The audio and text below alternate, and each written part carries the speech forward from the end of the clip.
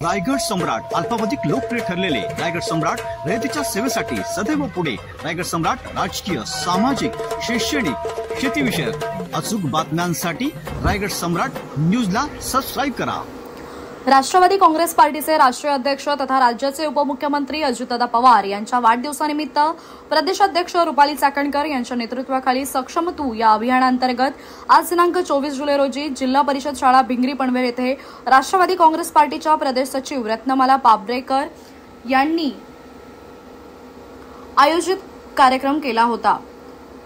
या कार्यक्रमात मुलींच्या सुरक्षेच्या दृष्टीने गुड टच, बॅड टच आणि आपल्या स्वतःचं संरक्षण कसं करायचं हे पनवेल शहर पोलीस सहाय्यक निरीक्षक मुंडे मॅडम यांनी मार्गदर्शन केले व मुख्याध्यापक आशा पाटील यांनीही मार्गदर्शन करत आयोजक रत्नमाला पाब्रेकर यांचे आभार मानले। यावेळी उपस्थित मान्यवर कदमताई, संगीता कोरडेताई, अर्चनाताई, अनिताताई व शिक्षक वर्ग, पोलीस कर्मचारी उपस्थित होते।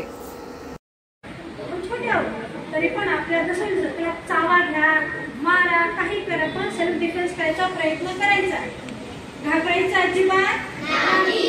मुले असो मुली असो आपण अजिबात घाबरायचं नाही। पालकांनाही विनंती आहे, आपण आपल्या नातेवाईकांकडे सुद्धा आपल्या लेकरांना पाठवतो, बरोबर आहे, पण त्यामध्ये सुद्धा आपली काळजी घेणं आपल्या लेकरांची खूप आवश्यक आहे। तुम्ही अंधविश्वास कुणावरही ठेवू नका, डोळे झाकून विश्वास कुणावरही करू नका। सध्याचं जे जनरेशन आहे किंवा वातावरण आहे फार वाईट आहे।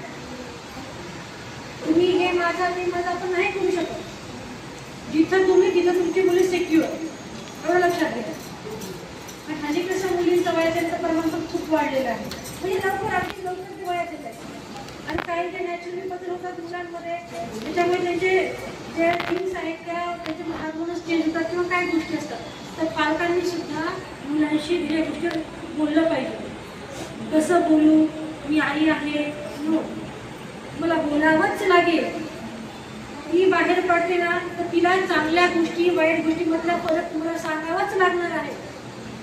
हे पालकांनी आवर्जून करायचे घरी। शाळेत तर शिक्षिका असतातच, त्या त्यांना सगळ्या गोष्टी सांगत पण असतात।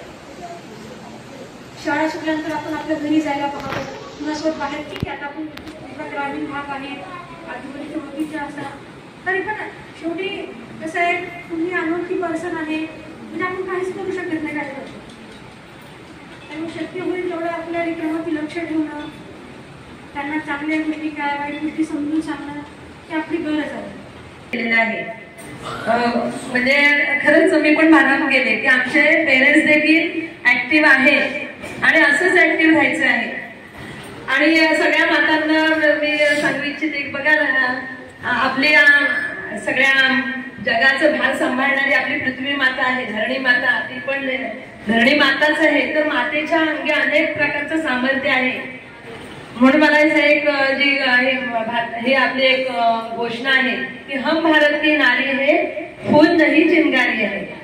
फुलासारख्या जरी असलो तरी प्रसंगाला आपण चिंगारी होऊन पेटून उठायचंय आणि आपल्यावरचा प्रसंग काय करायचंय, उधळून लावायचं आहे।